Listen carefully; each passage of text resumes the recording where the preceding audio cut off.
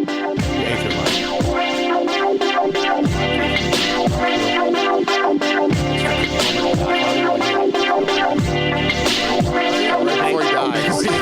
before he dies. Literally before he has like those dramatic He's in a lovely tomato patch. If you're an old Italian, that's the best place to You're going down in the sauce. I guess it'd be better to die. Oh man, this poor guy at work the other night. Last thing he had to do was take a whole camera of he had to catch the bus too, so he had to run. Cheers and welcome to From Behind the Barcast, the podcast for bartending, service industry, drinking in general. I'm Paxton, that's Clint Moses, and we have Hot Tub Kelly on the ones and twos. Ladies and gentlemen, if you and can mostly see ladies.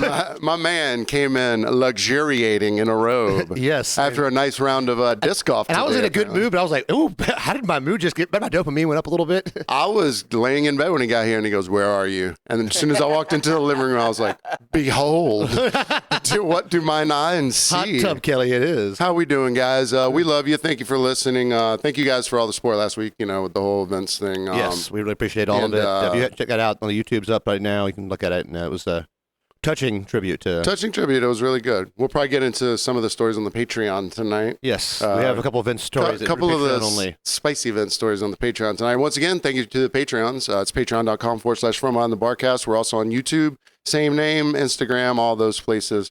And let's get into what we are drinking right now. Ting! Ding. Noise! Well, we're drinking... Oh, God. That going is crazy. We're drinking the Wooden Pedaled Paloma. We'll get into why it's a wooden pedal in a minute. But our friend Taylor Todd came in town about a few weeks ago and brought us a bottle of mezcal. And so I mixed the Oaxaca mezcal from Oaxaca with our Savannah citrus. Yes. Pink grapefruit simple syrup. A little bit of lime juice. Yep. Shook the life out of it like it was a baby in a movie theater. And dumped it. Put a little soda on it. Yeah, put a little soda on top and a salt rim on there. Salted rim. And man, I assaulted this rim too. It is actually, I'm not a big mezcal fan. We had to play around with the mezcal to find the right drink. And this is good. The right drink. Well, I played around a lot because Taylor came into town 2 weeks ago, and I went up and met him at Huckapoo's on Sunday. So there were supposed to be two bottles. One of this and one of another style, but from the same maker and a different barrel or whatever. But they broke it in customs. That's right. It was stored properly and still broken in customs. Yeah. So anyway, I bet his stuff smelled great too. All his luggage and stuff. Oh my God. Mezcal, he's getting smoky, sir. He's getting pulled over everywhere. But so he came in that Sunday, and then the next day my life effectively ended. So I started digging into this a little, kind of a lot. And so what I would do was, I would come home late at night, and I did extensive testing on this because sometimes when you're out of booze and you really want to drink a lot late at night. So my buddy Tom Cooler, who books a lot of shows around town, he does Savannah Songwriter Series. He has an orchard with tangerines, lemons. There's some kind of fancy lemon and grapefruits and pink grapefruits. So he's making these simple syrups. So what I would do is each night I would mix the Oaxaca with soda ice and then put a little bit of the simple syrup on it. And all three of them worked. Yeah. In the sense of tequila or mezcal. So it's more, it also speaks more to the simple syrup than it does the mezcal, because the simple syrup can make mezcal taste good. The mezcal, some people is not that great. I'm kind of one of them sometimes. Yeah. But this is palatable. I tried a mezcal gin pumpkin juice with an orange center, drinking it at the Starland Yard this past Saturday, and was like, well, I could drink it if it was the only thing to drink at a party where I didn't want to be there. How was mezcal the only alcohol in it? Gin's also a liquor. Oh, I didn't hear the gin mezcal, part. Gin, pumpkin juice. My buddy Troy, he was like, hey, you want to try this? And I was like, oh, thank you. And no, thank you. So you just tried it. You didn't have to barrel down a hole. My buddy Troy I've known forever was sitting there talking to a couple. So I tried to get within his eye space and just stand there and stare at him because I've never been to Starland Yard. And he's always like, why don't you come? So I stood there and he kind of pivoted and talked to somebody else. So I went and said, hey, to his friend. So I'm like a surrounding. Then I get back into his eye shot and then there. After about 3 minutes, I'm like, I'm just going to go talk to him. And I'm like, hey, man, I'm going to try to get your attention, which means you're a good friend because you weren't looking at anything but the people you were talking to. So respect. Oh, wow. Because my wandering eyes would have seen him and everybody else watching out for, And that was your first time at Starland Yard. Yeah. Yeah, so if you're not from Savannah, Starland Yard, it's like, it's sort of, they have food trucks that come in there, but it's a permanent place with a bar. Yeah. There's a music venue. A lot of places to sit. It's beautiful. It's really cool, but they have weird vendors there, though. So the first time I ever played there, it's alcohol. They have bars that are always there, whatever. And you sort of give them your credit card, right, or whatever, right, when you walk in. You give your card at the door, they give you a wristband, and then you just tell them your last name. Right, yeah. And then when you walk out, or you in my pay. case, they were like, I told them my last name, and they were like, first name? And I was like, is there a Vinny on there? And his girlfriend works there. Yeah. So I was like, damn. And so we started a tab. So we played there one time in the afternoon, and we're drinking, and I was like, ooh, I'm gonna hit up a food truck. I look up, it's a cookie vendor. Yeah, he was the cookie that was there, Chazitos, which is one of the most longest running food trucks in Savannah. The ramen truck, there was like a ramen poke bowl truck that was shutting down as I got there, and then they have like pizzas and stuff. I think none of those things were there when I was there. The pizza places, I think, like brick and mortar there. Yeah. Because Rob got a pizza, and happy birthday to Moya. They got a calzone that was like bigger than a football. Calzone zone. Yeah, and it was everything was great. The food was great. Pizza was good. And the thing, the atmosphere is really cool because it's sort of outside. There's plenty of cover though. Yeah. And where they put the band, there's a giant fan above it, so that's really nice for. Yeah, like the side tables had big fans above them also. For a guy like me, yeah. But when I looked up, I was drunk and I was hungry, and I wasn't going to eat a cookie. And then the one next to it was ice cream. I was like, these are things that I'm not going to mix. Fro got some cotton candy for his birthday wife. Okay. And he got a little tasty dessert treat called a cream pie. And I was like, how's your cream pie? I was like, you didn't buy your wife a cream pie? So speaking of weird and fancy drinks, there's this channel I follow on YouTube. It's called the Try Channel, and it's a bunch of Irish people, and they sit two of them down at a table together, and they have them try like, I don't know, durian fruit or really nice sushi. It's either booze or food or bugs or whatever. But they were doing what's called Zoomer cocktails today, and I'd never heard of this, but apparently two of the actresses from Game of Thrones were sort of interviewing each other, and one asked the other, "So what is your favorite cocktail?" And she said, Negroni Sabagliato. She was like, "Oh, what is that?" "It's a Negroni, but with Prosecco." So I started looking up. A Negroni is Campari, vermouth, and gin, I think, and maybe I think it's all booze. Yeah. But vermouth and Campari are very bitter. And very light alcohol, too. And gin is an acquired taste. So what happened is this became like a meme sort of thing, this drink, because people, it's on the late night talk shows and all this shit, right? So people start ordering them from bartenders, not knowing that they're probably not, it's a very acquired drink taste. And they put an orange peel in there, too, I think. So yeah. So they're getting pure bitterish alcohol with gin, and if you don't already like gin, and they think the Prosecco is going to do something. Well, the Prosecco will help you more than the vermouth does. So it's a bunch of bartenders having to make this pain in the ass drink, and then these Zoomers get it. It's not hard to make a Negroni. Yeah, because you don't have to, you just pour. But I guess if with Prosecco, you can't shake Prosecco. So well, what if you make 20 of them that people won't drink because they don't like them because they think it's it's colored red, it's got an orange. It does look like it's gonna taste. It looks like it's gonna taste like fruity and fun. It's champagne flute too. So yeah, so it's like. But going back to Taylor Todd, the guy who gave us the Oaxaca, so now he represents a company that orders so much tequila and mezcal and stuff. That they sent him, he went down to pick his bottle out, and pick his barrel out, whatever. I'm trying. I love how they Americanized it too. It says Oaxaca, Wahaka. We'll put a picture of this on the internet. That's what everybody's trying to do right now. And the brand is Oaxaca. Yeah, with a WAH. So the white people can pronounce it better. And then it says avocado down there. I was like, is that how you say avocado? No, that's like the distillation process. So this is made, 70% of mezcal is made in Oaxaca. A lot of the rest is made in Jalisco.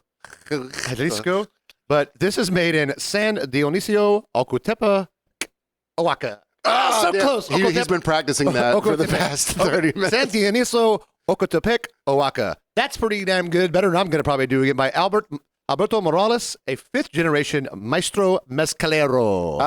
Maestro Mezcalero. And if you don't know what a humidor is, that's the guy who chops all the branches off of the agave plants and stuff. So mezcal is made from any type of agave. And it was made in like, and mezcal basically means like oven cooked agave. Yeah. And so it came around like the 16th century once the Spanish brought the distillation process idea over, and it kind of became a thing to be. But it is smoky, a little sweet. Well, I can tell why, because I saw a video of them cooking it, and they basically bury it, and it's just surrounded by smoke. By smoke. It just sits in the smoke forever, and I think this one even has like the mule that runs in a circle to crush it down, Yeah, just spinning it around. Burrow. I'm sorry. Burrow, come on. Burrow. Hey, man, we got a distinguished gentleman over here. We do. He is allowed to correct us. So now Taylor's traveling to all these places. Back in the day when he used to work at Huckapoo's, he was the originator of working at the Dugout, is what we used to call it. It's the outside bar. It was in a different place than it is right now. It was more dug out of the building, pretty much. Essentially, yeah, that's why it was called that. And he would not make you a drink over 2 ingredients most times. He'd be like, "You want a what? Oh, a Jack and Coke. You want a margarita? Okay. You want lime juice? Yeah, and tequila. Gotcha." But now he's in control of like 20 different liquors, and he's like he's got to sell people multiple ingredient drinks now. Just kiss me. How the turns have tabled. Yeah. So the reason this is called the Wooden Pedal Paloma is back in 2010-ish. Yep. He started a business with a couple of people called Barefoot Bicycle Pedals. Barefoot pedals. Yeah. And they were handmade wooden bicycle pedals. So you would ride them without your shoes on, because a lot of people in Tybee ride barefoot for the most part, and it gave you a little better grip and grab. It felt better on your feet. You're not, have those spiky pedals. Yeah. It's smooth. Well, it had a convex and a concave side. So if you like to put the ball of your foot inside the concave side for, really getting after it. Yeah, for hustling on your beach cruiser. For hustling. Or if you got a guy on the front, you're trying to get that extra Or if power. you're relaxing, it has a convex side so that so you can just sit back. Grape hangers. Ergonomic. But so I was a marketing director, in air quotes, and it was really easy to sell the idea. So we took a lot of trips to bike shops in the Southeast. And they're like, "We love these things. Never be able to sell them. Price point, kind of high. But they were handmade, Yeah. Nice wood, very hard wood. Do you still have yours? I still have mine, but they don't turn anymore because they've been sitting outside. I mean, you can treat them kind of bad, but we effed up and used the wrong epoxy on like 20% of the stock. Yeah. And I still have a sticker. Yeah. Well, see, I had the idea of when we sold our T-shirts, on the tag of the T-shirt, there was always a sticker. Because whenever I'd gotten T-shirts from anywhere that had a sticker on it, I'm like, that's bonus. That's like, I thought that was good marketing. I read a marketing book, all this shit. So every shop I go to, Taylor won't say anything. He's with me. But he's like, "Nah, you're the marketing guy. You got to do it." I'm like, "All right, so here's the ergonomic." What I was finding my job. It did itself. The only thing was, they were like, "How much do they cost up front?" Because we couldn't, just leave them product. Tank. So pedal tank would have worked. So it didn't work out very well. A lot of people in Tybee had them, Yeah. We did an exclusive club. We did a whole test day where we let everyone ride bikes around in the park and stuff, and that was fun. But yeah, so that's my old relationship with Taylor Todd. But it was good to see him again. The Wooden Pedal Paloma still. The Wooden Pedal Paloma. I did a good job making it. Thank you. Good enough. I got to label those things one day. I know, right? I like put like a picture of a hand on one. There's put a sun on one. They're labeled on the computer down there, but it's so far away I can't see it. Seems like somebody's about time for some reading glasses, huh? Did you just squint? I like people that fight it for so long and they're just squinting it there. Hold it way back here. I'm like, just get the damn glasses. You're making this worse. So sometimes, just to make sure I'm grabbing the right bottle at work, I'll be like, all right, if you're not watching, you couldn't see that, but I will sneak it right up to my face with my back turned to the people. So I'm going to give a positive shout out to a table I had this week. Speaking of fun and drinking. So Bert Chrysler was in town. Kreischer. Yeah, Bert Kreischer was in town last Thursday. Second time he's been here in less than a year, and both times I've missed him because it's been Thursday night. Now that I'm at a new job at an undisclosed location for sure now, I can't ask. I have a set schedule. It's hard to ask off when you're new and you have a set schedule. Like you kind of, but for Bert Kreischer, if it had been Tom, I'd have been there in a minute. Screw you, Bert. So people on Thursday night had been, or we're going to go to the Was he concert. at Civic Center? No, at the Inmark Arena. Big. Oh, well, I mean, I know he draws a giant crowd, but yeah. And so I think that's where it was. Anyways, he was in Mark Arena because he was 600 last time because his bus was over there when I rode by. And so people are Thursday night are like, oh, I'm like, what are you doing? You know, ask, what are you doing this evening? Oh, we're going to see Bert. And I'm like, oh, you a Two Bears fan? Engage. And then the woman would be like, who? What? What's Two Bears? They know who Bert is, but his podcast isn't as popular as. Well, he was on the Travel Channel for a long time, right? Doing like Bert Does or something. Kill Bert. Something, Kill Bert, but there was like the traveling one where he would be in like Vietnam and stuff. Yeah, but he would do like semi-dangerous stuff. Yeah, he wasn't like Anthony Bourdain, or Guy Fieri. More on him. Or Guy Fieri. Spoilers. Yeah. So Friday, my second table is a 5-top from Charleston, and they are super nice, fun. They're like mid to late 20s. Hi, people. And then I forget to be like, I just look at the birthday and I'm back. And then I'm like, where are y'all from? They're like, you saw our ID. I'm like, guess what I didn't look at? Guess what I didn't look at? Yeah. You look like you're 27, 28. I'm just making sure because they're strict about it. This place that especially I work where you're at in this undisclosed location in downtown Savannah, Georgia, where a lot of tourists go. Yes.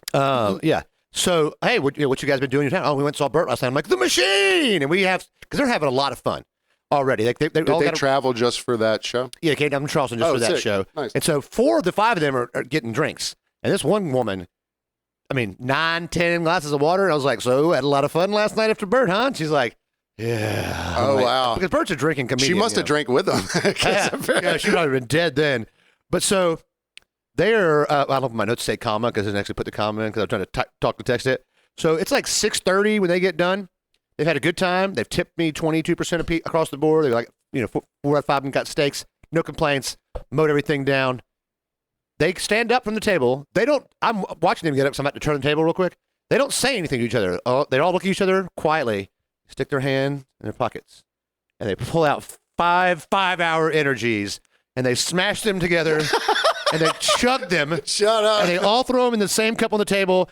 High fives, let's go. And I was like, I appreciate your energy. I'm glad I'm not going with you because they were already pretty energetic. And as an energetic person, I'm like, oh, good Lord. And this is after so this is about 6:30. So I'm like, all right, it's 6:30, 7 o'clock. You got it till like midnight. Yeah. You're good to go. But that crash on 5 energy is a little. I've never drank one. I haven't had one in a long time. So I only need like 30-minute energy. I've got 5-hour energy. My blood is close to 5-hour 30-minute energy. That might be the episode name. I've never drank one, but is it like pre-workout or just like a... It's not that bad. Like I used to drink half, literally I would drink half of one. Yeah. And I would just like, This old band I played in, the guitar player, we started playing and I was like, he's like kind of shredding tonight. He was always good, but he was kind of shredding. And then at set break, I was like, because I didn't see him drinking or anything. I was like, you do anything different? He goes, 5-hour energy. I was like, you should drink one of those before. People love it. I just, when I would take it before I worked out and was like 2.5 hours energy. It was right. Yeah. Well, I just started, it was like a month ago. I bought some pre-workout and I was like, this isn't fun unless you're really... You got to get it. You got to get after it. And you got to get it and then go to like work. You can't just get it and go... You're not chilling for a while. No. I had to quit taking it because I would be so aggro afterwards. It felt good if you're really huffing it, hitting the bag or, I'd have to do a 2-hour workout plus hitting the bag, run 6 miles. How long does it last? For me, it lingered like 2 hours. Oh, I was getting like 6 or 7 hours out of it. But the thing was, if you take it and then you got to be like, you got to have your gloves on or whatever ready because you need to start doing something. It's coming. You need to start doing something. So I would do like 45 minutes or so, and then I'd just walk up and down the stairs 100 times like, all right, we're almost done. We're almost done. Carrying kegs of beer on your shoulder. But, I was like, I like this. I like this energy. The thing is, when that table comes in like that, it was a great start to my night. And I had it wasn't just them. I was in a good mood also. Yeah. But I was like, you know what? This is going to be a good day. And I made it a good day because of people like them. Even though in the midst of this night, we have a new server assistant training. A German 5-top. They're not drinking anything. The woman has a white blouse on, long sleeves.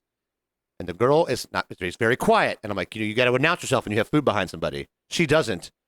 Raspberry dressing down this woman. White blouse? White blouse. It only covers about this much, but the German woman said a lot of things in German that I understood because I only know cuss words.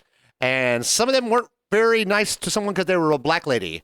And I was like, oh, this bitch is over here being And all German words sound like epithets anyways. I knew what this word was, this phrase was. Yeah. And I was like, oh, no. And Wow. but I can't be like, I know what you're saying, because I don't know enough to know what they're saying. Yeah, because she'll expect you to come back in Deutsch. And you can't. So she is livid.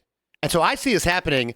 The other SA is trying to help, and then the manager runs over. So I'm like, this is not my problem then. So I had to go over there for like 7 or 8 minutes because the manager is trying to deal. He's a newer manager. Is it your table? Amazing. It's my table. Oh, God. But I'm like, I'm just going to let him take care of it. He's the manager.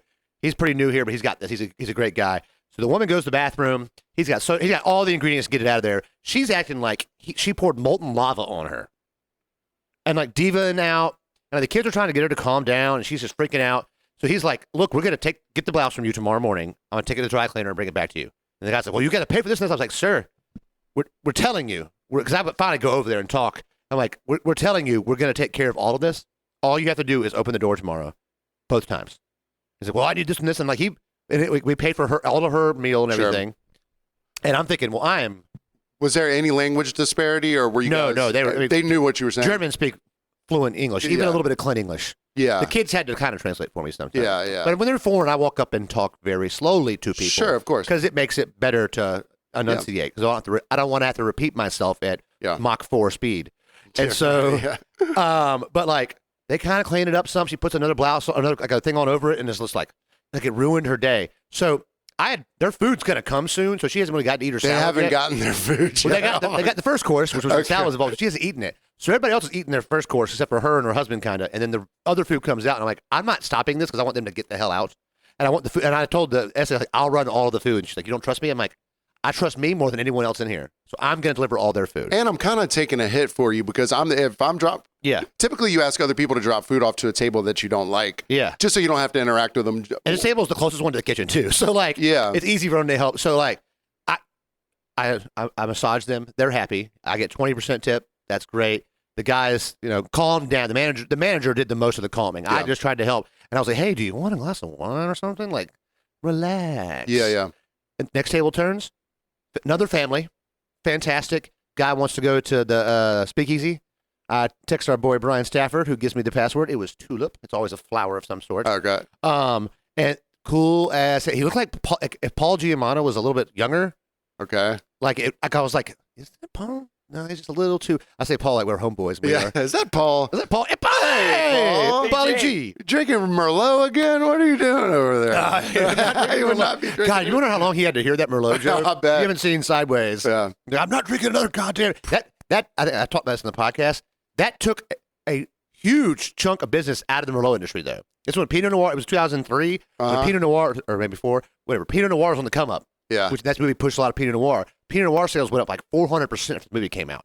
Really? Merlot sales went down by like 40% in the country because of Sideways. Just because that was the most clippable part of the whole damn movie. Okay, yeah. That got out there, and people were like, I'm not drinking Merlot. So Merlot took a huge hit, especially in the younger generation. Yeah. Because about 4 or 5 years ago, there was this hashtag #MerlotMe campaign that like all the Merlot growers in California tried to get started to help bring back Merlot business. Yeah. But and I got a free shirt. Yeah. But it was like wine colored almost. You know what you do in a wine colored shirt when you drink wine? You would have had to put like heavy flow maxi pads under your arms. This thing, like you walk by a waterfall, this thing has something wet. Like, it was like heather gray. Yeah. It's gonna get in there, It's funny how even just a lot like when Elon took a hit off of the spleef on Rogan, stock went down for Tesla like, I don't know, $1 billion. I loved it because I bought a bunch of Tesla stock. I was like, oh, you're going to drop like $1 billion that day. And then there was, and this is not in the public sense, but there was an embargo between New Zealand and China, and New Zealand shipped like 85% of their wine that they produced. Yeah, Sauvignon Blanc was big in China. To China. And then that cut off most of their market. So they're sitting here with warehouses and warehouses and warehouses full of. No, we're taking care of that for them. Huh? We drink a lot of Sauvignon Blanc in America. It's the second most popular white wine in America. Still white wine. I wonder. Chardonnay, Sauvignon Blanc. There was another wine movie that's kind of went under the radar called Bottle Shock. You ever? Mm-hmm. Yeah. It was really great. I think it was a true story. That's the one about the labels, right? Alan Rickman, yes. Yeah, and labels, it was a California wine grower, and they ended up winning. Oh, yeah. Yeah, you guys should watch that movie. And you should also stay tuned for the second half of this podcast when we get to our Karens and Darrens. Because I've got quite a Karen. I've got a downtown Darren, baby. Ooh, downtown D. Downtown D. See you on the second. Ever wanted to start a podcast? Don't have the equipment or the know-how? Well, we've got you covered. From Behind the Barcast is expanding into the commercial studio space. You see, step one is making sure you sound great, because no matter how good your content may be, people don't want to listen to something that sounds like this. From Behind the Barcast and Paxton Eugene Productions now offer in-studio audio and video production. Or the studio can come to you. We offer mobile podcast production from wherever you are. Now, with the hard part out of the way, there's no excuse for you not to get started. So if you're in the Savannah area, shoot us an email at FromBehindTheBarcast@gmail.com for details and a quote. Again, that's FromBehindTheBarcast@gmail.com, and let's get your voice heard. We're back. We're back. Hey, we're back. And for those of you that drink mezcal, does your pee bubble all like craziness? Because I went to pee, I was like, why is my pee so bubbly? You were peeing Perrier? yeah. Perrier. Because I brought some Perrier. That Hawaiian urination. I brought some Perrier over here, and old luxuriating Kelly over there was like, Perrier, or Pellegrino, I'm sorry. Pellegrino. He's like, Pellegrino, really? I'm like, I swear the bubbles are smaller. I worked at a French restaurant where we had Pellegrino. People were like, you don't have Perrier? I'm like, we have Pellegrino. They're like, why? I'm like, look, man, I'm not in charge of sparkling water purchasing. I'm just telling you what we got. I just pee it, okay? Yeah, I just pee it, and it bubbles. It bubbles. Speaking of things that'll make you bubble, this week, we're not talking about dogs. We're talking about ants. We're talking about ants because, all right, he's going to keep going because he won't shut the hell up, just like other things in movie theaters. But I went and saw Ant-Man and the Wasp Quantumania, the new Marvel movie, came out this week. Paxton's really excited about hearing about this. But me and Jeff Rowe went, as we do. It was getting bombed on Rotten Tomatoes. Like 50% Rotten Tomatoes is like the lowest rated Marvel movie on by the critics. Now, there's a reason for this. It is a very sci-fi, fantastical movie. They're in the quantum realm, which is like you shrink down lower and lower as a universe beneath ours. It's a lot to understand. It's sort of the dorkiest of Marvel fans, but it's Paul Rudd, who is hilarious. And the new villain, Kang, is Jonathan Majors, who is an amazing actor. And Kang is like the new Thanos now for the Marvel Universe. I only know Lee Majors, and I don't even really know who that is. You know Jonathan Majors. He's in Creed 3, he's the other guy. Michael B. Jordan. You know who Creed is? Yeah. Apollo Creed from Rocky. Yeah. Creed, The Office. He was the old guy. Yeah, he's fighting Michael B. Jordan. Michael B. Jordan plays Creed, though. Okay. And he's fighting Jonathan Majors, who is ripped right now. He's like one of the big up and coming actors. Paul Rudd's one of them ageless guys too. That dude is like in his 50s, correct? Yeah, and he won like Sexiest Man of the Year last year too. Oh. So it's a hilarious movie. I really enjoyed it. It's got 88% by the viewer rating, and I'm with it. It was funny. It was fun. It was pretty wacky. It's got Michelle Pfeiffer, Michael Douglas, Paul Rudd, Jonathan Majors, and Evangeline Lilly. Like, it's got a good cast. Well, it wasn't opening night? No, I didn't go opening night. I had to work on Thursday night where I couldn't see Bert or do that. And I was going to go opening night at 10 p.m. for the 10 p.m. showing, but I didn't get off work till 10:15, so I'm glad I didn't try to make that happen. But as we do, went and got burgers beforehand from Culver's. The person that put the order in, who wasn't driving, I was driving, forgot to put in one of my sandwiches, and he's like, "That's fine, you'll be fine with this." I'm like, "I'm starving. I've worked out today. I've had nothing to eat." And he's like, "Well, you can have my pretzel bites." I'm like, "Oh, what I like this." Anyway, so burger less than pretzel, greater than pretzel bites.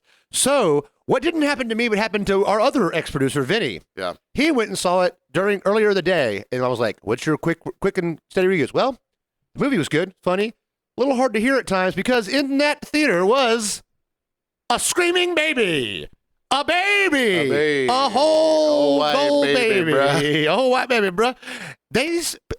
A family of 8, he said, from great-grandma down to the baby, who was about 1.5 to 2, came in the theater, as you do with the baby, 15 minutes late. They're already in the damn quantum realm at this point. And they sit down, and that baby starts screaming, and they're like, and they're yelling at it to get it to be quiet. So not only is the baby bothering everybody, but now you're bothering everybody by screaming at the baby. You can't scream at a goddamn baby. Yeah. If you can't tell if you're going to bring a child to a PG-13 or up movie, if you can't tell it to be quiet and listens, it doesn't belong there. Right. Get a babysitter. Vinny's pregnant girlfriend was like, I'll just stay home with the baby. You and Clint go to a movie. Yeah. And vice versa. You don't bring the baby, because here's the thing. No one else chose to have a baby and bring it to the theater, but you. Don't punish us because you're such an asshole. The only ones to watch your shitty kid. Leave the goddamn baby at home. Otherwise, I'm taking that baby and I'm kicking that baby up the goddamn stairs. It seems like you got a lot of family. There's got to be some cousin or something somewhere. Yeah, that's maybe old enough to drop the baby off somewhere else. I don't know what to tell you, but you know what that sounds like. Hold on. But back to the baby part though, because you were talking to me about this earlier. I don't go to many movies in the theater, but pretty much overall, it's a loud experience. You know what babies like? Loud noises. That's what I'm saying. So regardless of whether the baby is interrupting or anything by crying or how loud it is, but I'm half deaf, and when I'm in movie theaters, it gets loud and it gets annoying sometimes. And Marvel movies are not known for being quiet. I mean, think about maybe a Marvel movie, but you are right. The only types of people that would bring in a whole baby bride to the theater. Oh, shit. It's the Karen of the week. That's a whole white baby. That's a whole white baby of the week. That'll never get old. I mean, we'll be 90, but like, oh, white baby. On Fitzgerald Highway. Oh, shit. So I have a downtown Darren, as we spoke of earlier in the I didn't get any details. I wanted to, I don't know Darren details or downtown Darren details. So Tuesday, I went and played an open mic night at McDonough's downtown. Was it Joseph Lee? Was he the Darren? No. So sorry, Joseph. It's me, Eric Culberson, and Eric Moore. So on my left is Eric Culberson, who is a blues master. Had him on the podcast before. So it's kind of intimidating because you look left and you got this guy. He's 180 years old. Yeah, and he's 180 years old, so he's been in the game for a long time. Then you look to the right, Mr. Eric Moore, the bass player, who is just, he's played with everyone. He is ubiquitous in Savannah. And not a small man. Not a small man, and a badass bass player. So I'm already sort of on my heels a little bit because the very first tune is a shuffle. It's like a blues shuffle. And I'm an okay drummer, but my weakest link is ta-toom, ta-tat, ta-toom, ta-tat, ta-toom. And if you're playing with a blues man who's used to a blues shuffle and you're doing my white ass ta-toom, ta-tat, ta-toom, and they're staring at you, I'm like, this is the first song, buddy. This is supposed to be an open mic, and there's not a lot of people playing. It's just the three of us. Eric Moore, the bass player. Open mic means people also come up and play instruments as well. Instruments as well, or sing. We went after the Christmas party, and there was a guy there with a fiddle or some shit. Yeah, right. Yeah, exactly. There was this one old guy. Is it one from a devil? I'm not sure. He brought it, so he brings his wife in, and she's like full dementia. It's like really cute. Oh, that's the guy, I think. And but he plays harmonica, so he always comes in right at the end, so that he and his wife can get in and get out. And it's really cute, they let him play harmonica. He's okay or whatever. Anyways, so we're playing the first couple songs. I'm not good. Eric Culberson's like, you got this, man. We'll try something different. I was like, thank you. Eric Moore is like, don't listen to him. You're okay. I'm not getting shining, reviews here or whatever. So we play 3 or 4 songs and no one's there to pick up an instrument and play. So Culberson was like, hey, everybody, we're going to take a break. If you want to sign up to play, if there's any musicians in the house, this is open mic because we got started kind of quick. And they play your instrument. Yeah. Your drums. Yeah. Well, yeah. So, the people that ended up playing anything, they brought their own guitar. I let a guy play my drums. You're not going to bring your own drums. And that would be super weird. Some guy showed up with a whole drum set. Yeah. Like, oh, you mind if I play? Like, sure, spend 15 minutes setting things up. Yeah, and then I'll break it down, and then I'll bring mine back up. So Eric Moore, he's got his personal bass, and then he's got the bass. Otherwise known as Big E. Big E. He's got his personal bass, which is like a sweet, it's like a Marcus Miller Lakeland. It's badass. And then he's got this 4-string that he lets, the plebs play. So 3 songs. Eric announces whatever. Hey, if there's any musicians, this is an open mic. So I go outside. I'm not out the door for a second, and this guy comes flying out of the door. So if you've never been to McDonough's, it's got 2 bars basically. Was he assisted in flying out the door? He was assisted in flying out the door. I already like this sound. Both of the bartenders were right behind him. And when I say both of the bartenders, these are 2 bartenders at a place. If it's slow, 2 bartenders is fine, but there's a lot of space to cover. There's 5 doors. Yeah. There's 3 rooms, Yeah. It's like it's an L bar inside and then a round bar on the other side. So you need at least 3. Yeah, it's segmented. You know what I mean? So the guy flies out that way, and he starts going down the. I'm outside smoking a cigarette. He starts going down the street, and he's got a blue jacket on, and he turns around, and he's all whatever. And I was like, yeah, that happens. It's downtown, whatever. I'm not done with my cigarette. He's hit the block, and has come back up this way to the other door.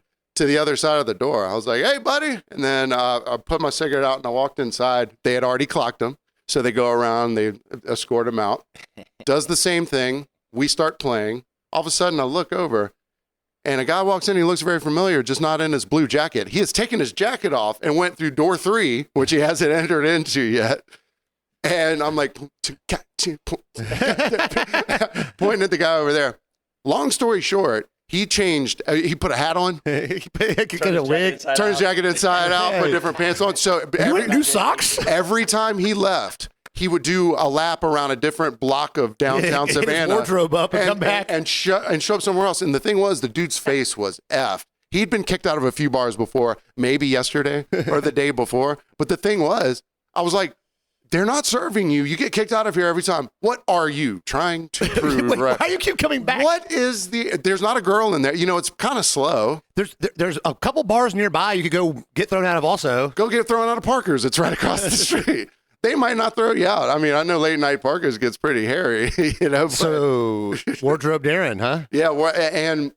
And the thing was, the 2 bartenders, I felt bad for them because they had to be their heads on a swivel because they didn't have a bouncer on a Tuesday. Yeah, there was no bouncer there. And there's so much room to cover, and they can't communicate with each other because there's literally a wall between the 2 separated bars. So these guys are like, so finally, the last thing was like, there's this big guy with a big beard, Viking guy. He goes, hey, man, you guys don't get in trouble. Just if he comes back, I'll just, I'll do the dirty I'll work. eat him. Yeah. The guy comes back. He sees who's taken the place of the 2 bartenders who are trying to just work. Yeah. And even though every time they both, assisted and got him out, whenever he walked up to Viking, he was like, you coming in again, buddy? He's like, and then we never saw him again. Fingers are sore. So speaking of McDonald's, so I went by McDonald's after the movie on Sunday because I wanted to. So I tried it. Boomies, goddamn you. I called Boomies 7 times to get pho. No answer. Goes to their voicemail. But the voicemail for Boomies is the sounds of a bar. It's like they just recorded the sounds of a bar one day. So the first couple of times they answer, I'm like, hello? Hello? And it's like, beep. Message is full. And I'm like, damn it. So like the 4th time, I'm like, is that the same guy yelling? I was like, yeah, it's the same guy yelling. So the 8th time I call, because I am persistent as shit. I want my pho. I'm driving to Boomies. You're saying they accidentally recorded the bar sounds, or were they talking over like, hey, thank you for calling Boomies? Just somehow it's just 12 seconds of the sounds of a bar, a busy bar, people talking and stuff. What a tease. I know. And so I'm like, I'm not here right now. So I told them, they don't stop serving until midnight. So it's Sunday before a holiday. So I'm going to be persistent. And he's like, you keep calling, huh? I was like, I'm not giving up. I don't give up until I get the bar and then I go out of food. So I started calling. We were in Pooler, which if you're not from Savannah, Pooler is about 12 minutes from where I'm going. And I'm like, I'm just going to go there and order my pho, and I'll wait. I just don't didn't want to wait and hang out at this bar with bad music. And the 8th time I call, a girl answers, hey, how are you? And I'm like, it sounds almost like my friend Michelle that owns Boomies, one of the owners. And I was like, and Fro goes, is that Michelle? I'm like, I think she's on vacation right now, actually. But I was like, hey, it's Clint. And she's like, okay. I was like, damn it. I go, I want to get an order to go. She goes, oh, we just closed the kitchen a minute ago. I've been calling for 9. Had you answered the first time? Oh, but she would have said no then too. Yeah, okay. Or they were ignoring it because of that. So we'll go to McDonald's. I was about to say the phone got back on the hook right. And I was like, let's just go. He goes, let's go to McDonald's, get the food there. I'm like, you know what, we can do that. I don't mind hanging out by there for a few minutes. Yeah. However, it's Sunday and there was a concert last night downtown or the Emart Center country concert. Oh, Wyatt Williams, I don't know, some of the W. Wyatt there was a bunch of drunk white women out with big boobs. I don't know what it was. Yeah.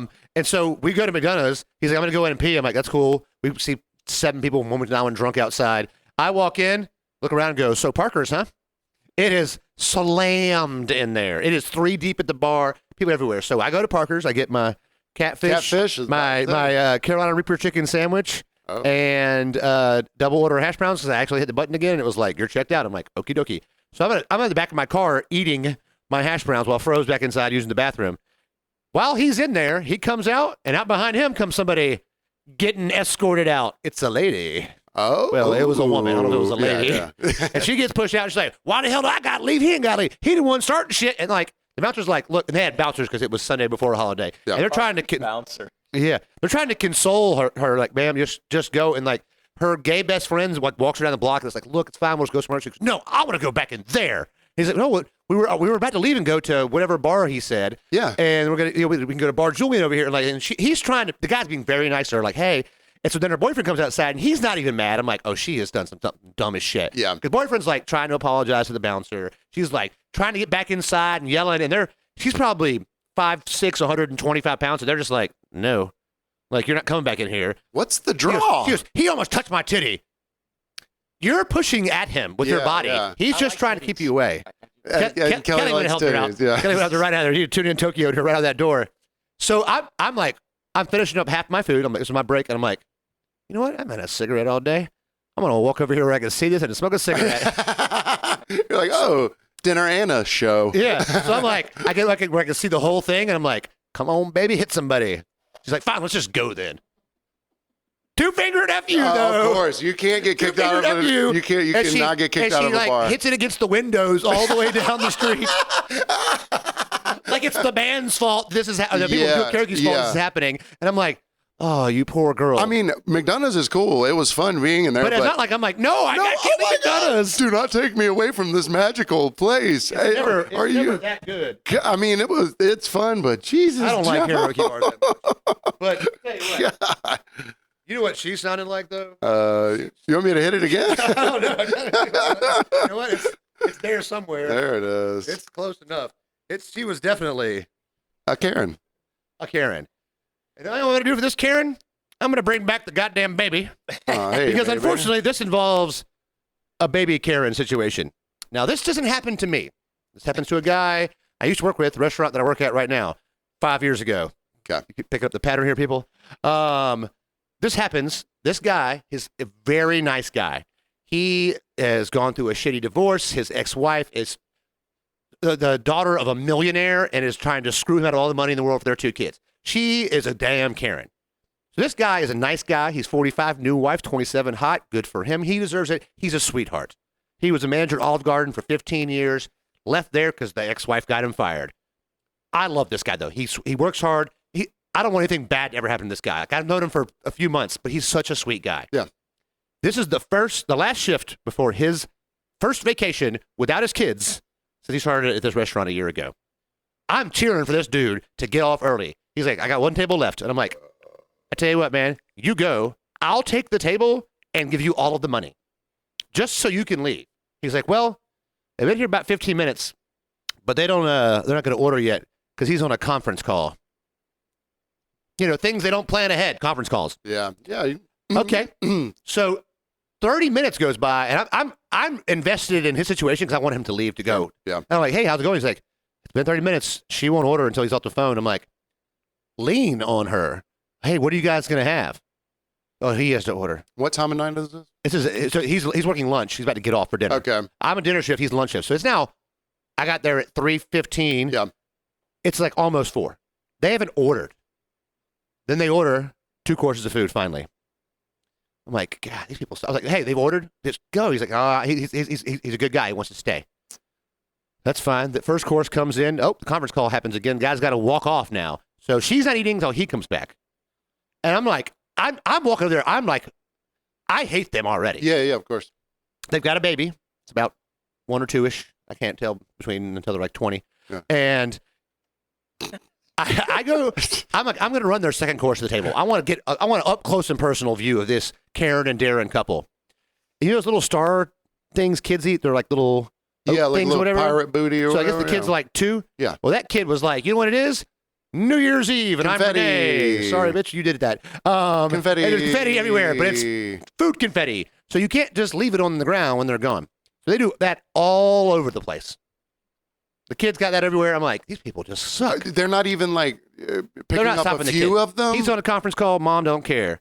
He probably beats her a lot, so she doesn't want to do anything without his permission. Like, I understand kids make messes, but you kind of just, pick up a little bit after them, just a little bit at the time. You don't have to clean it all up right away. Yeah. So it is now 5:40. they have finally left. And I'm like, you don't go to that table. Get the hell out of here right now or you're fired. I don't even have the position. Yeah. I can't do that. But I want him gone because he was just, he's patient, but I see him getting tried up. And I'm like, I just want him to go. And you don't want to see his spirit broken after he's been through 15 years of Olive Garden. Yeah. Like, no, I'm like, please get out of here. And like, it's your vacation. Like, please go. Yeah. So he leaves and I'm like, wait, what was the tip? I need to know what the tip was. I don't want to text him, but I got to know. So I wait until, this Karen was 2 weeks ago, but I had to wait for this one crucial piece of information. Oh, that's why you couldn't tell it last week. No, because I needed to know the tip. Okay. 18%. Not a good tip, especially for what he dealt with a baby throwing shit everywhere. However, on top of the tip, you know what they got for it? Who cleaned the table got for a tip? Me? A dirty diaper. Rolled up, left on the table. Shut up. Dirty ass diaper. Shut up. Baby people. Don't be these people. Here's the thing. You would think. See, this baby represents Smooth Baby, which is a golden child. A golden of beauty. child, yes. You would think a person who has to take so many effing conference calls would have some couth about themselves. They would be a business person and know. Well, this guy worked for a landscape company or something. What kind of conference call this was, I don't know. But that you couldn't plan it ahead. You couldn't sit down and go, oh, here's what I want. Let's order. In case I get the call, I do have the call. Or just don't go out if you're expecting. Don't go to a sit-down restaurant when you have a conference call. Go pick up food from a window somewhere. It's not a flex, but it's just such a, because people will be at the bar. They weren't dressed real nice, which I'm not judging on that. I don't dress real nice, and I've got class. Well, it's just like people on speakerphone at a bar or in a restaurant. You know what I mean? It's like no one needs to hear your shit. Like I will not answer. If I ever get a terminal disease, you bet your ass I'm going downtown Savannah with a small 20-inch baseball bat and hitting every motherfucker I see on their phone on speakerphone, or people walking around with speakers playing music loudly for no reason. I'm just knocking them all dead. Do you kill me? That's fine. I'm dying anyways. Every one of them gets that shit. Because God, who are you? You're not. It's never anybody having a good conversation. There's always like, no, yeah, Tony ate all the chips. Yeah, and it's not even that. It's always like, what? Yeah, It's like put the phone up to your ear and turn that up. The new thing though, maybe is guys with speakers around their necks. Walking, rapping, yelling. So Kelly does that on the disc golf course. You're not 3 feet from strangers on a disc golf course. No, but he plays his music lightly. Is he wearing that though? If he's wearing that, I'm in. If he's wearing that, he can play anything. Yeah, that he but wants. like I've encountered that downtown people with just a full speaker, rapping loud as shit downtown, weird. and like they walk by you and they're like rapping at you, like they want you to say something to them. Like I'm dressed, I'm wearing half a dress, dude. I'm not going to confront you. Are they but trying to sell their mixtape or something? No one's buying this mixtape, bro. You couldn't give this thing away. But yeah, dirty diaper on the table, 18% tip, stars of death everywhere. I mean, come on. Why would you do that to somebody? But they said you had to find out from him what the tip was. Yeah, I had to wait. I had to know. He was like, it was 18%. And the thing is, it had been a week, and he had a whole vacation. He gonna be 80 and know what that tip was. He'll be like, God damn it, this. Yeah. Well, because you couldn't go to scarred him. You couldn't go to the manager and be like, hey. I did. They wouldn't tell me. It's the bad manager. He wouldn't tell me, but it's okay because the new manager is much better than the bad manager. But I tell you what, I got a good little kid story here. Yeah. It more involves my friend Richard. Okay. Richard, who's a fame of passing out at football parties. Came to the Clemson-Georgia game getting season before last, passed out the beginning of the fourth quarter. He doesn't get a lot of time to party. He didn't got time to party, but just listen when I'm like, hey, don't party too hard. He's like, I'm not going to. And he passes out like this. And I'm like, this hurts my neck watching your chin touch your chest. Yeah. So Richard, taking his kids to Atlanta, see another friend of ours, Billy, and they're taking their kids to a trampoline farm or whatever you call it, place with all the trampolines. Oh, yeah.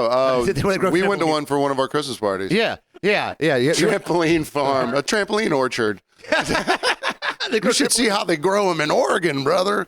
You jump so high. They bounce right off. So he's like, I talked to him and my buddy Billy on the phone the night before. We're talking about which Georgia games we're going to go to this year. We're going to plan this and this. And Richard's he doesn't get away a lot. Kids are asleep. Wife's there. Have a few whiskeys. He's had a lot of whiskeys. He's real talking. He's like, well, hold on. Let me tell you something real quick. It says some dumbass shit. We better stop talking. And he has speakerphone, right? Billy's sitting like, speakerphone. He's holding the phone next to his face while he screams into the phone. And I'm like, hand Billy the phone. I can hear you next door. I can't hear Billy. So Richard's like, well, we're going to go to the trampoline farm tomorrow. And I'm like, look, dude. Trampoline farm. This is not a good idea. And he's like, why? I was like, are you going to go on the trampoline? He goes, hell yeah. I'm like, all right, you got 2 elbow braces. You got tendonitis in both elbows, which means your joints ain't doing good. Yeah. And his wife goes, it's fine. I brought him an ice pack. I'm like, there's not enough ice packs in the world to save his old ass. Because your thing is, you get on a trampoline the first time, you're like, oh, yeah, I can still kind of do this. Bounce a little bit. You get a little confidence, get real high, double bounce, come down, shattered knees wheelchair. Yeah, Lieutenant Dan. You get twisted. So it's at the trampoline farms, which you speak of. There's lots of like run ups. There's like there's you can get a lot of momentum. There's a lot of stuff there, and you can go up on one and not down on another. And I mean, I spent probably 15 minutes in there my first session, and the next day, or I was probably spent 30 minutes in there altogether because all of us were like, is that by Planet Fitness? It's somewhere way on the south side somewhere. Right. That was 2017 Christmas. Something like that, yeah. Wherever trampolines grow. You know why I didn't go? Trampolines. Oh, yeah. I got bad knees, man. I think it's you have a few drinks, you went to all your friends, like, get in there one time. I grew up next to a trampoline. I can do crazy shit on trampoline. If there's I just can't land on, I can land on my back. Yeah. I can go up. I got to come down to my body. But see, there's so many angles in the trampoline farms that like you can go off one and hit off another. The next day I felt like I got put through a meat grinder. Like, yeah, you don't want that. So in this talk about trampolines, somehow Whiskey Richard brings up Maury Povich. Oh, and I said, if you're making a Maury Povich reference, you do not belong on a trampoline. That's it. You don't even say the word trampoline. In fact, don't even sit near the trampolines. You sit on the other side of the room. Billy was like, I'm going to play video games. That's what I'm going to do. I'm like, yes, don't break your knees. Yeah. For no reason. You gotta work. You got kids. You're already married. You've gotten laid at least twice. You're at the trampoline farm. Yeah. God, I just can't. My knees. Well, they don't grow them like they used to. And any little tweak in your back, like I mean, especially if you land while someone else lands, so instead of getting double bounced, you get stutter stopped. You're all of a sudden your neck twitches, everything hurts at one time. Your hips go into your underarms. Yeah, and your neck doesn't. All of a sudden you can't feel any of your fingers for a second. There's not enough chiropractors or masseuses in the world. Have y'all gone to the trampoline farm to the massage therapist? Like, okay, maybe. If you wanted to open a chiropractic or a masseuse office, put them right next door to the trampoline farm. And also right next door to Savannah Citrus Orchards, Mr. Tom Cooler. You can email him at tcooler201@gmail.com. I'm into this pink grapefruit syrup. I've moved on to... I did it with vodka this time. I moved on to vodka with the grapefruit. The mezcal. I'm not a grapefruit guy, but this grapefruit tincture... So speaking of grapefruits, we're going to go prep some... I got some steaks for us. I'm going to reverse sear in the oven 2 ribeyes and a New York strip. Got some asparagus. Because Kelly likes to strip. So you got the New York strip. And some asparagus we're going to do after the Patreon. Because we don't want to eat then Patreon because then we'll be all lethargic. But because they're giant steaks. They're Tybee Market steaks. Because I went to Tybee Market today, it was like, ooh, you get there at 3:30? Oh man, the steak selection is glorious. Oh, if Meat Matt just brings them out, woo. But I poked my head in there and went, hey man, he's like, hey, what's up? Oh my God, long time no see. I was like, are these the best 2? He goes, they are. I was like, thank you. It's nice to know your meat guy. You got to know your meat guy. If you know him, meet your meat guy. Meet your meat guy. And we're gonna cook them while we do a Patreon. And some spicy I'm gonna tell you how to spell Don Julio on the Patreon. That'll be the first goddamn thing I say. Can't talk about that on the Platonic podcast, but we're gonna talk about Vince. We have some Vince Patreon stories. Some grief co-opting douchebags who won't be mentioned by name. Maybe. But we're gonna. I'm feeling a little spicy right now. It's the mezcal. Yeah. It's the bubbles in me. I think it's peeing out all them bubbles. And I'm gonna get super freaking high before we do that too. Oh, nice. Because I'm gonna be able to eat right afterwards. Ooh. And then I'll stress over the steaks too. Because if I'm high, I'm cooking. I'm like, gotta get it right. Time right. Did I hear a beep? Everything looks brilliant. Oh, beautiful, baby. Yeah, so do you, Kelly. God, you inspired us. Thank you for walking in the door like that. This was the best surprise of the day. Thank you guys, though. Subscribe to our Patreon, Instagram, follow us, tell your friends, comment on our YouTube videos. Yeah, that pushes the algorithm. Yes, I'll make Paxton talk to you in public if you do. All right, no promises, but we will see y'all next time. Love you guys. Love you.